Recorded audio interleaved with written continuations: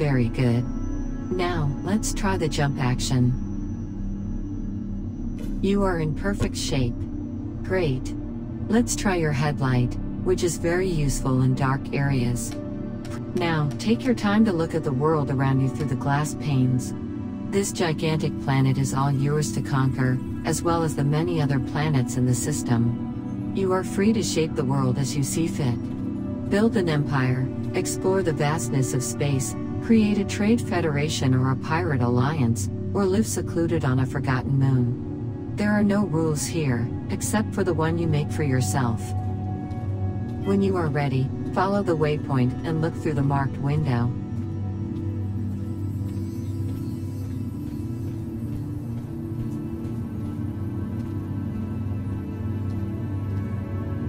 The buildings in front of you are one of the many district areas of Alioth. Districts contain all the facilities that you will need to begin your journey. In particular, they host institutes where various tutorials are located. We will get back to that later.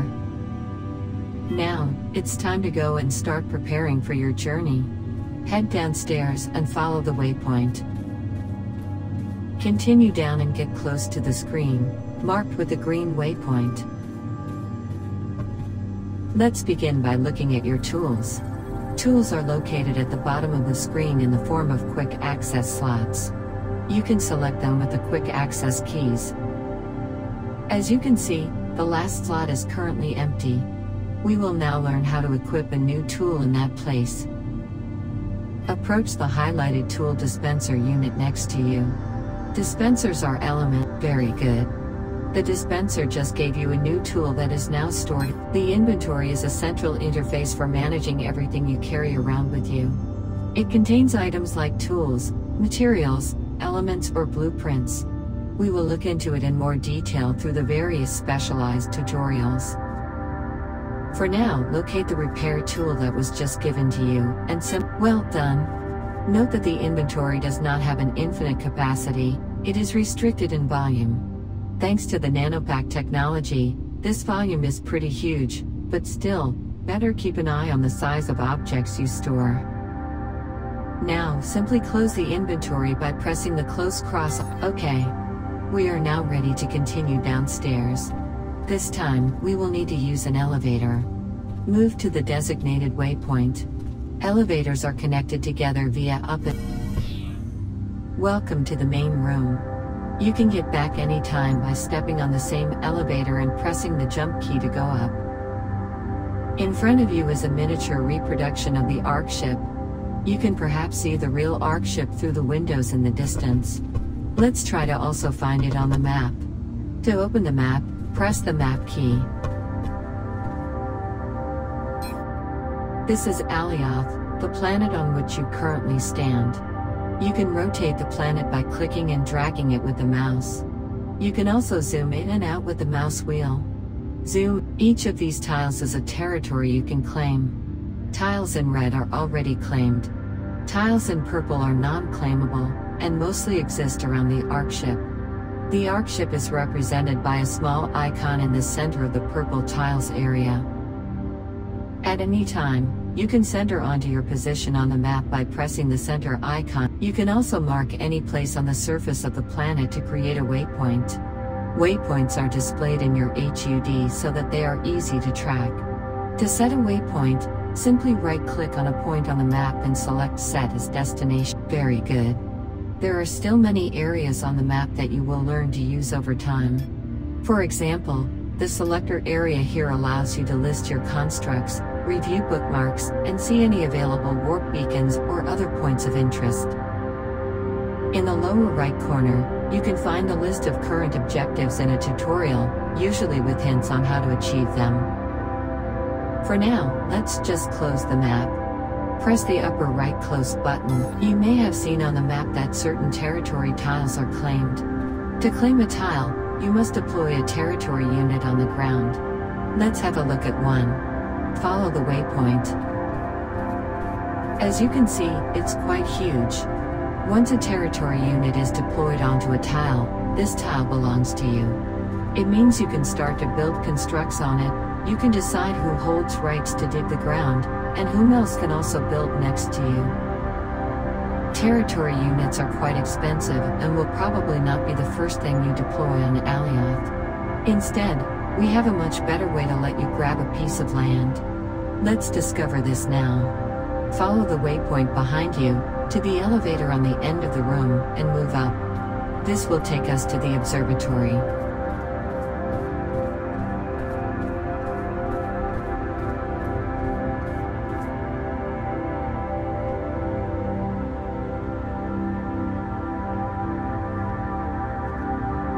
Welcome to the observatory. From here, you should be able to see Alioth's moons in the sky.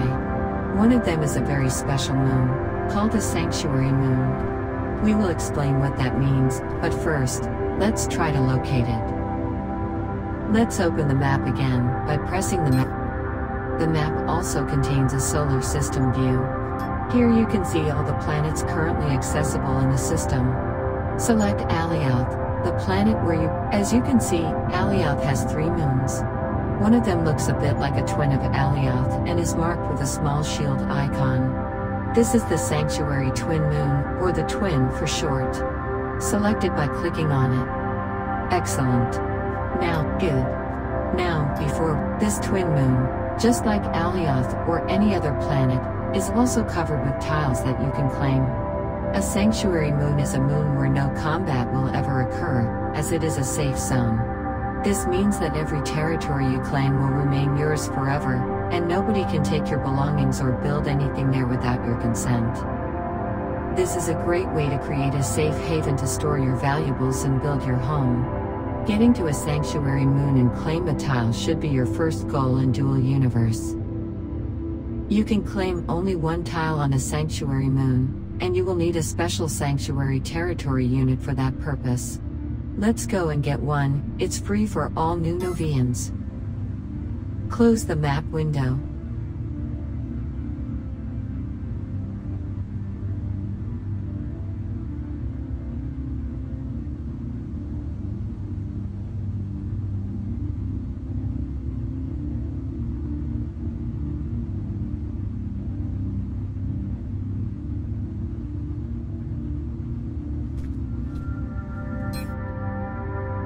Notice how the sanctuary twin moon is now identified by the waypoint in the sky. There is a shuttle service, which we will introduce at the end of this tutorial, that can bring you there. Now, let's get your sanctuary territory unit. Simply follow the waypoint to the nearby dispenser and activate it. Fantastic! Now that you are equipped with your territory unit, let's get back to the rest of the tutorial. Head down via the nearby elevators. Now is the time to present the key pillar activities that are available for Novians. Each of these will be presented here quickly, and you will later be able to discover more about them via the institutes and their dedicated tutorials. Let's head to the mining station first. Follow the waypoint towards the downstairs platform. Mining is one of the primary activities. This is how you acquire raw materials, if you don't simply buy them on the markets. Those materials are located either on the planet's surface, or they can be buried kilometers deep underground. Surface materials have a low value, while more valuable materials, from level 1 to level 5, are found deeper. As is often the case, to access the surface mining activity, you will need a tool. Here is the harvest tool, which is highlighted in the toolbar below. Pointing at harvestable elements on the surface and clicking on them, while the harvest tool is equipped, will allow you to collect them. Press the quick access key for this tool to equip it. Great! Unfortunately, there are no surface harvestable elements here, so you will need to go through the dedicated tutorial in the Mining Institute to practice. Now, unequip this tool by pressing again the quick access key. To begin mining deep underground, you will need a way to scan for available materials in a large radius. This is the job of the scanner tool, highlighted here. Once in close range, the directional detector will help you pinpoint the location of the material. Finally, to collect the found material, or simply to dig your way down, you will use the mining tool, highlighted just below. You'll learn more about this in the interactive mining tutorial, located inside the Mining Institute. Now, let's talk about the markets. Get close to the waypoint.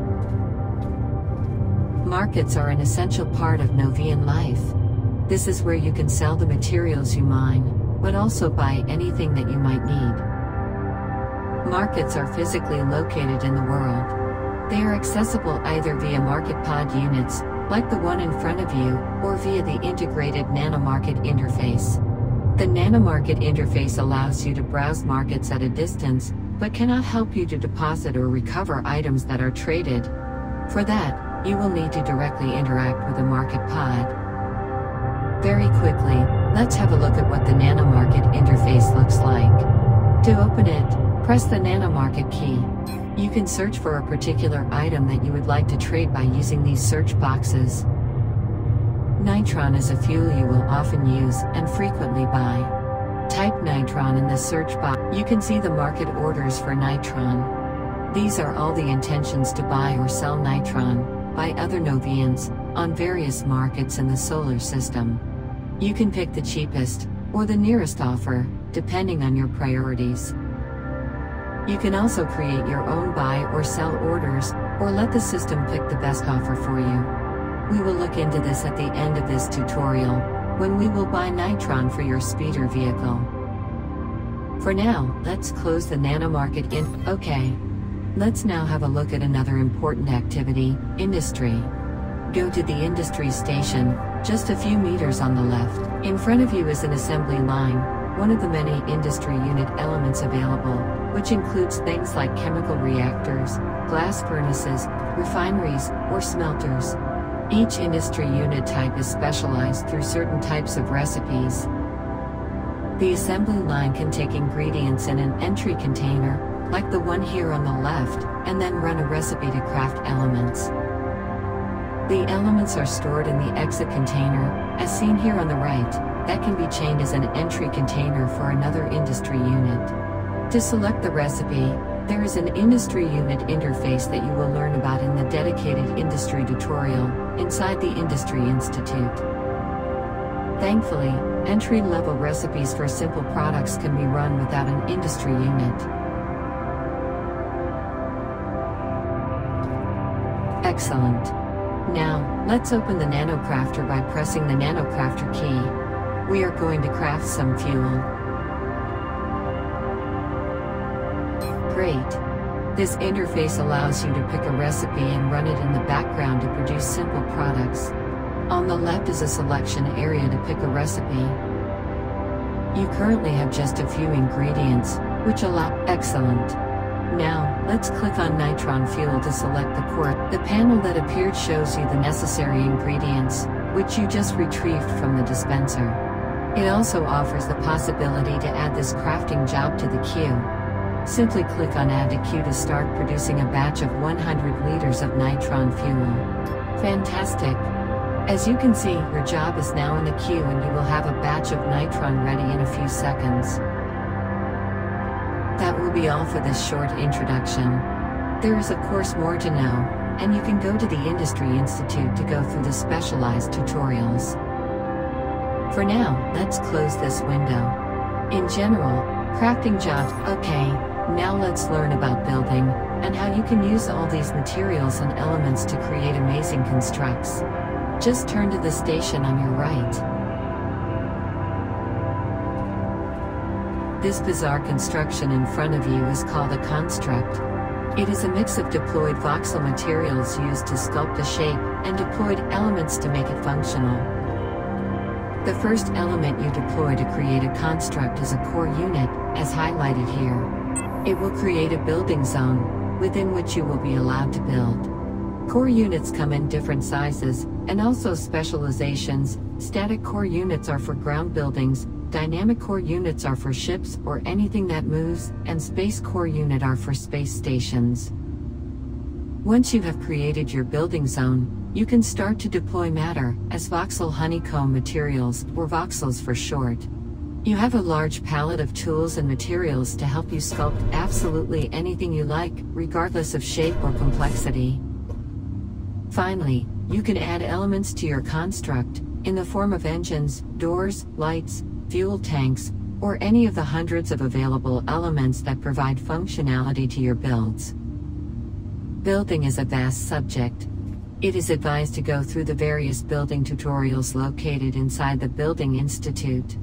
Note that the building you are currently in, as well as all the other buildings outside, are entirely made with the same building tools. Also, some of the cool constructs you can build not only include static buildings, but also space or atmospheric ships.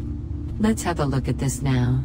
This is a surface speeder, a very basic ground atmospheric vehicle that is both convenient and cheap to build, and allows you to move around planet surfaces. You'll be gifted one at the end of this tutorial.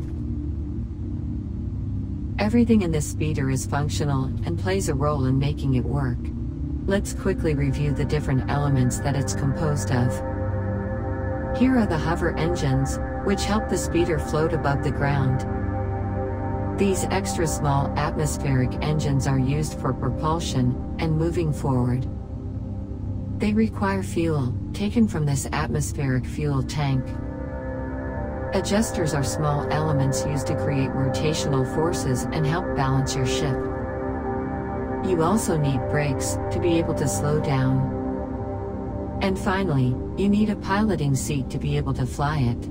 Activating this piloting seat activates the ship, which is how you take control of it. All these elements are orchestrated via a Lua script that is generated automatically for you. But you can also modify it via a right-click menu on the piloting seat to create absolutely any kind of control you like. Note that piloting in the atmosphere of a planet or in outer space can be very different, and involves different types of engines and design. Gravity may ground you if you have a heavy cargo on a high-gravity planet, while it won't matter in the darkness of space. In Dual Universe, piloting is an art, a subtle interplay between your piloting skills and the craftsmanship of the ship designer. You can learn more about piloting in the dedicated tutorials in the Piloting Institute. Piloting is not only about navigating your ship, but will often also involve combat. Look up at the fighter above your head. I've highlighted the weapons that are equipped on this small ship. There are many more types of weapons, ammunition, and damage types. Each has a specific role. This is a small fighter, but you can also build giant battleships with a crew of hundreds of people, each assigned to a particular task. There is much more to discover about combat, so you should definitely visit the Military Institute to know more. Now, let's go to the last station and learn about organizations. Follow the waypoint. Organizations are a fundamental part of your social life as a Novian. They are groups that you can join, covering things like nations, corporations, alliances, or even group of pirates. Let's have a quick look at the organization interface. Open it by pressing the organization key. As you can expect, you are not part of any organization yet. Let's click the search button to find out what are the currently existing organizations. You can search through this list, focusing on open organizations, which are recruiting, or sorting by member numbers, name, or language. To apply for an organization, you need to open its details page. Click on the name of any of the listed organizations to open its details page.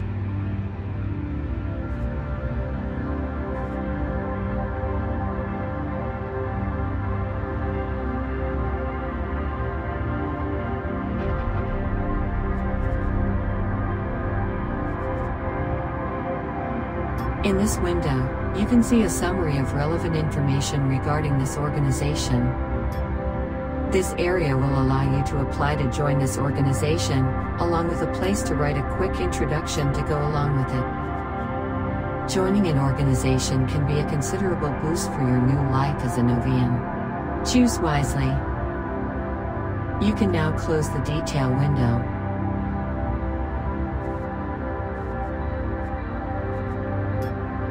You can, of course, also decide to create your organization from scratch, even if this is a little bit more advanced. For example, managing an organization involves legates and members, rules, voting, and management of rights. This is something you will discover later. You can now close the Excellent. You have covered the basics. Now, let's move to the next step and talk about talents. Follow the waypoint.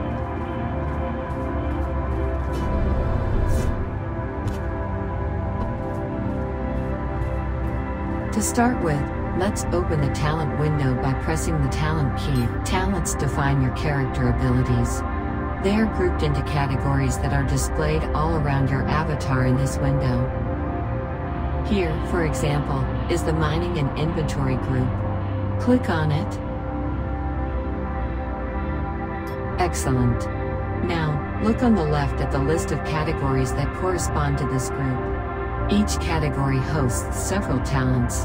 Finally, select the Nanopack Upgrades talent that just appeared. Very good. Talents can be upgraded from level 1 up to level 5 by spending talent points in increasing quantities. Each level acquired provides a boost to a certain characteristic, described just below its name.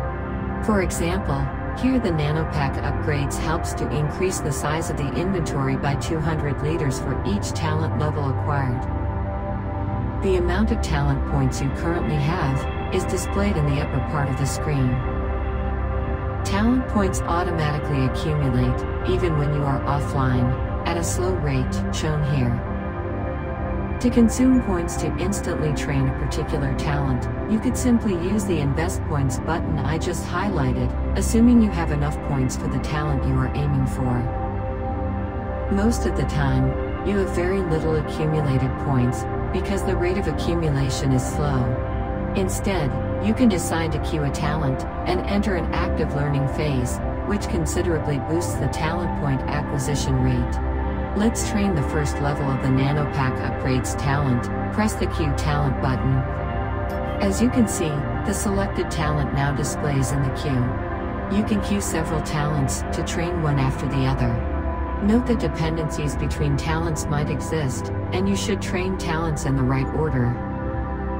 See how the acquisition rate is much faster during active learning, when a talent is in a queue. Acquired points are immediately assigned to the talent which is currently being trained. It is a good practice to always have several talents scheduled in the queue, to be able to train them without interruption. Note that talents also train when you are offline. So, make sure to always have a filled queue that spans a long duration. If the queue ends when you are not online, you will fall back to the slow talent point accumulation rate. Take your time to review the existing talents, and think about how you want to plan them out. There is no rule of thumb here. You can become hyper-specialized, or decide to be a jack of all trades. When you're ready, you can close the talent. At this point, you might be confused by the vast number of interfaces and their various shortcuts. Thankfully, you don't have to remember all that. Let's enter into free mouse mode. The menu on the left gathers all the quick accesses to the available interfaces. And since your mouse is now free, you can simply click on them. Note that you can also select the tools in your toolbar, and generally interact with many more menus and options in this mode.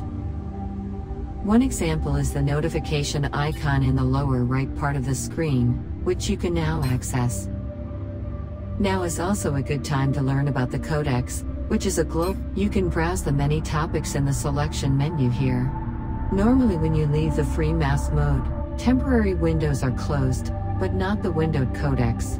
So it can be helpful to pin some help content on the side, while you are performing the actions described in it.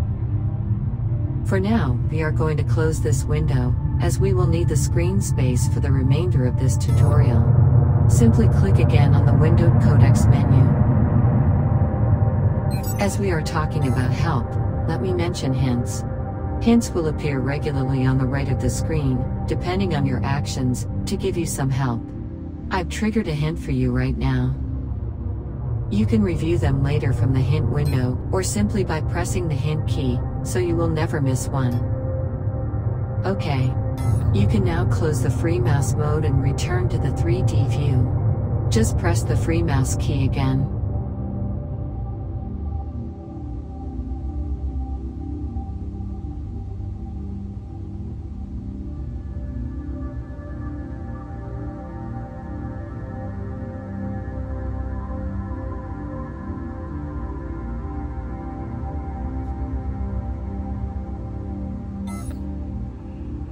Now, it's time to discover a really fun activity that is available to you right from the start. Let's go through the large exits, down the stairs, to the waypoint. Welcome to the Surrogate VR stations. These stations can be used to enter a VR session to control a remote robot in telepresence. This is a fantastic way to discover locations and familiarize yourself with the possibilities offered to you, perhaps even visit a large organization headquarters, or simply play tourist in extraordinary places. You first enter into a VR stations like this one by activating it. You can then select a destination site, among those that are public and are made accessible to you. You take control of a robot that awaits in a distant pod. Anyone can deploy a pod in their construct and make it public, so that visitors can arrive. As a robot, your capacities are limited however, so this is just a way to visit an area remotely, as opposed to teleporting there directly. These are fake stations, you cannot use them. But I will show you the real one on the way out, a bit later. One last thing, you may have noticed those buttons with a question mark on them. They are info buttons. They are placed in front of points of interest and you can press on them to display an informational message. Great! Info buttons close themselves automatically, but you can also force them out with the cancel key. Another powerful way to discover things by yourself in dual universe is to use the helpers. Good, let's continue. The next important thing to learn about is the notion of rights. Everything you own can be shared with others, but it is by default only accessible to you. For example, try to deactivate the highlighted force field on the left. You can do it by pointing at it and pressing the interaction key, and see what happens. You received an action forbidden message, telling you that the owner of this element did not share it with you. This is actually how you can make your construct secure against intruders. Now, in the same way, try to activate the left button, that controls the light above. Again, the right to activate has not been given to you. Now instead, try to activate the button on the right. As you can see, this time it worked. You can control the light by pressing this button. To set up an element's rights in a simple way, you can use the right-click menu on an element that you own. Here, you can access the Share Element, or Share Construct options, in the Construct submenu, which will allow you to grant rights to others. You can now close this menu by pressing the Escape key, or simply by clicking outside of it.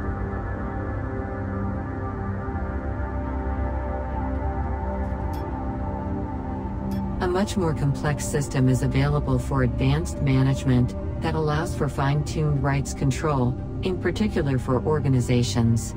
You can share whole constructs, manage specific types of rights, and create groups of people with certain abilities. But this is way beyond the scope of this introduction. You should try the rights management tutorial instead. Now, simply deactivate the force field on your right by pointing at it and pressing the Very good. Now, let's continue our visit and go down to the lower level, using the elevator at the end of the room. On both sides of this corridor, you will find resurrection nodes. Drawing on the consequences of the Everett interpretation of quantum mechanics, we were able to design a technology which preserves your state of consciousness across multiple realities. We control the multiverse, in order to branch you onto a version of reality where you happen to respawn, here on one of these platforms, whenever you die. So, you cannot really die, there is always a version of the universe in the multiverse where you wake up, here. Beware that when you die, your inventory will not be preserved, so don't take death too lightly. It's important to know that you can craft or buy your own resurrection nodes. You can then install them in your ship or in your home. When respawning, you will always appear at the nearest active resurrection node, so in general you don't have to always get back to this room. Alright, so we are now almost ready to exit the starting hub. The last step is about collecting components to allow you to build a speeder ground vehicle. Follow the way. On both sides of this room are demonstration versions of two of the most popular UEF hovercraft speeders. These ground vehicles are extremely efficient to quickly navigate the surface of a planet, and you will need one during the first steps of your journey. Distances are real, and transportation is a necessity. One way to acquire these speeders is to get a blueprint and to run it.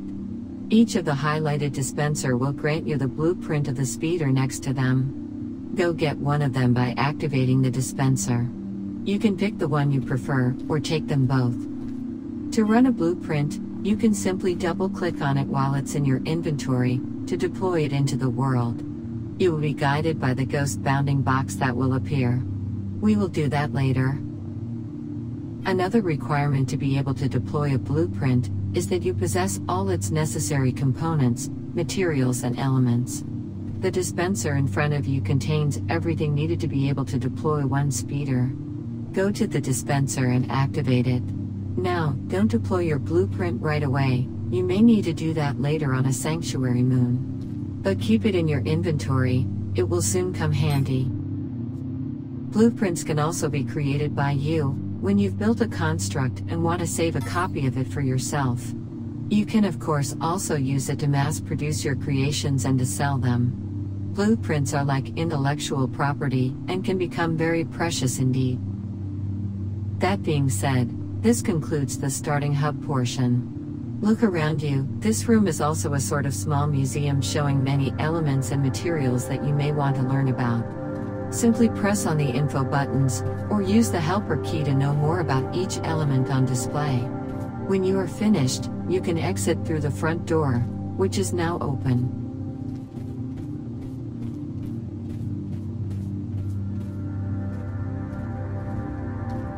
Welcome to the outside world. In front of you is a large parking area where many ships come and go, mostly to get to the nearby market. Let's actually go on the other side, where we will find the market and the institutes. Follow the waypoint ahead of you. You can run by pressing the run modifier, but you can also sprint at great speed by hovering above the ground thanks to your jetpack. Simply double tap the forward key. Try it now. Very good. Now, let's walk to the other side of the parking lot.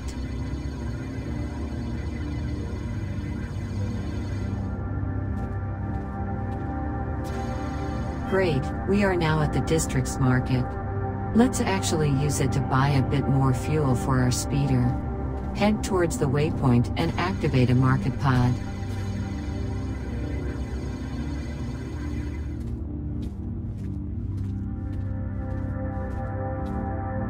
This market pod interface is very similar to the nano market interface we have already seen.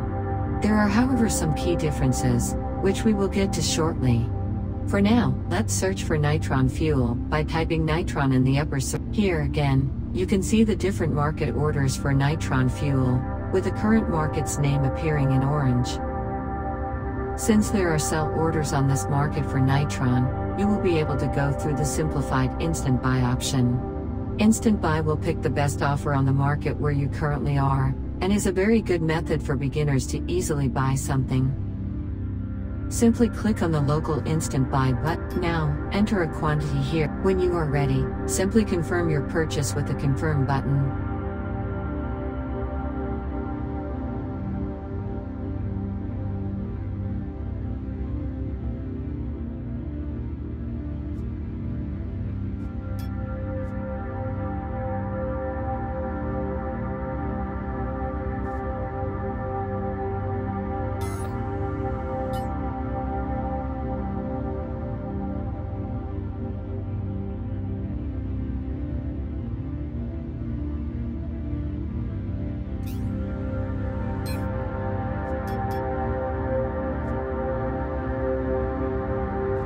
Congratulations!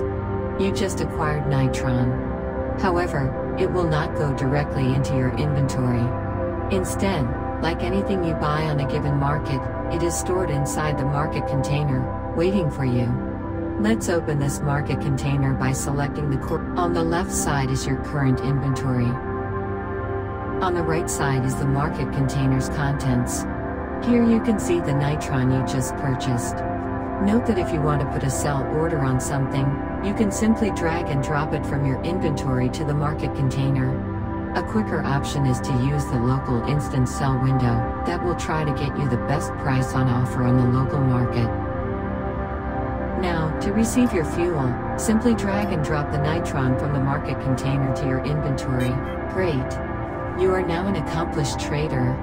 When you are ready, you can close. Before we go to the Institute Plaza, let's have a look at the connected surrogate VR station, just behind you. Follow the indicated waypoint.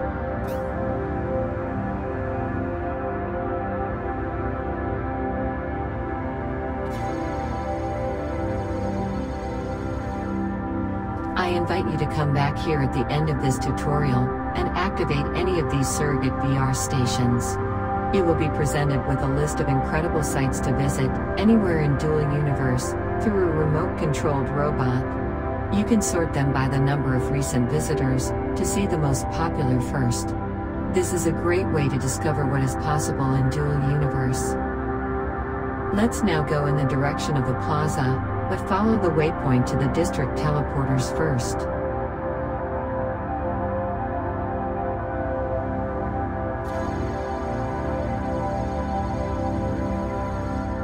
In front of you are teleporters that grant you instant access to any of the 10 districts that are placed around the ARC ship. Each of these districts is identical to the one you are currently in, but Novians will start their journey in any one of them at random. You can use these teleporters to quickly reach for a particular market, or to meet with friends on another district.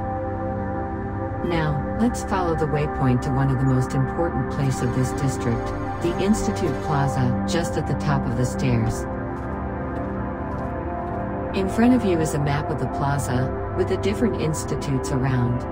There is an institute for each core activity. Go and visit them after we are done. They are fantastic ways to discover the many possibilities that are offered to you. Also, each of them hosts teleporters to interactive tutorials for activities like mining, piloting, building, market operations, industry, etc. Note that this district is not unique. As we saw just before, there are 10 similar districts spread in close proximity to the ARC ship. We have visited the teleporters available between them and available near the market for convenience.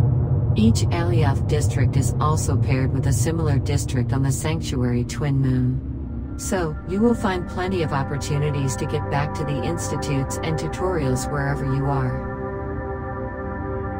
Finally, let's get to the last step of our introduction, the Twin Moon Shuttle service. Follow the waypoint.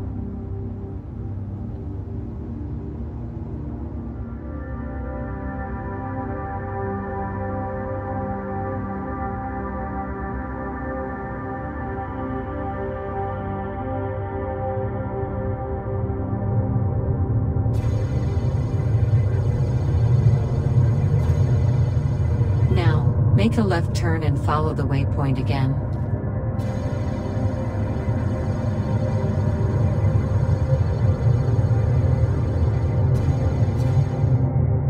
Here we are. In front of you is a button that you will be able to use to call for a free Sanctuary Moon shuttle service. This shuttle will connect you to a similar district on the Sanctuary Twin Moon. I will guide you to get there as soon as this introduction is over, and claim a tile for yourself, using the Sanctuary Territory unit you collected earlier. Let's take a look at the shuttle, which is on your right. At this stage, you may not want to deploy your speeder blueprint. If you do it here, on Alioth, you will have to dismantle it before you can pocket it and eventually redeploy it again on the Sanctuary Twin Moon. To learn how to dismantle a speeder, you should go to the building tutorial in the Building Institute. You should rather keep your blueprint ready to deploy when you are on the Sanctuary Twin Moon, where you will undoubtedly need it, to travel to a free tile, before claiming it. Remember, to deploy your speeder blueprint, simply double-click on it in your inventory. Alright. That's it. You should now be prepared for the incredible adventure ahead of you. I will always be near you to help if you need. Remember to visit the tutorials, Discover the beauty of the world with surrogate stations, and learn more about Dual Universe via the Codex and the Institutes. Just one more thing. I'll put some broad objectives for you in the upper left of the screen. These are suggestions of milestones to follow to properly build up your experience in Dual Universe, and they are very much recommended. Feel free to follow these at any time you feel ready, or to bypass them entirely. Check the objectives section of the map for more details on how to complete these objectives. From now on, I'll be much less directive with you on how to do things. The first of these milestones is for you to reach the Sanctuary Twin Moon. You can use the shuttle service right next to you. Safe travel, Novium. I'll see you there.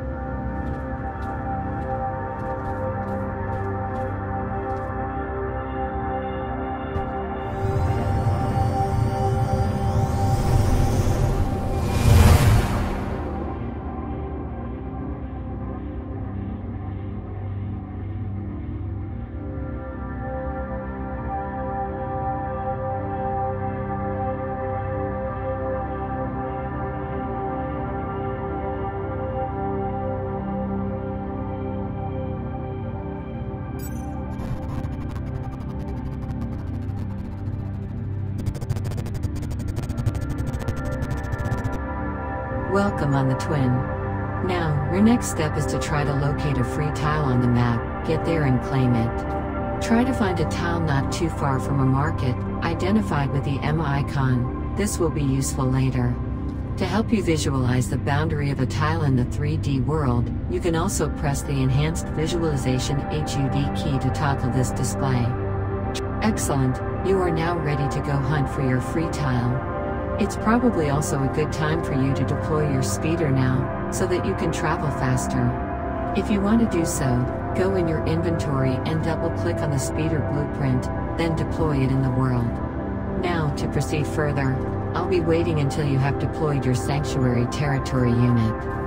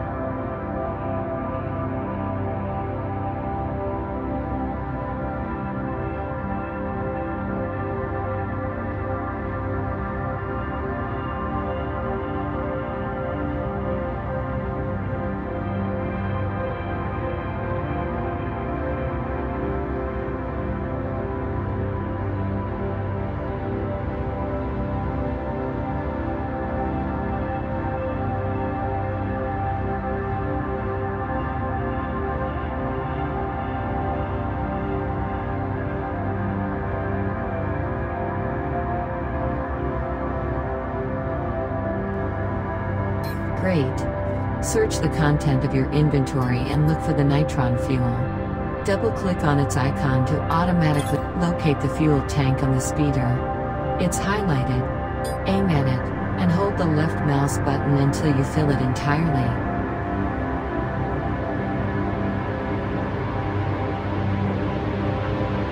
Excellent. You're ready to go explore. If you want to start piloting it, target your speeder seat, and activate it by holding the interaction button to start piloting the speeder.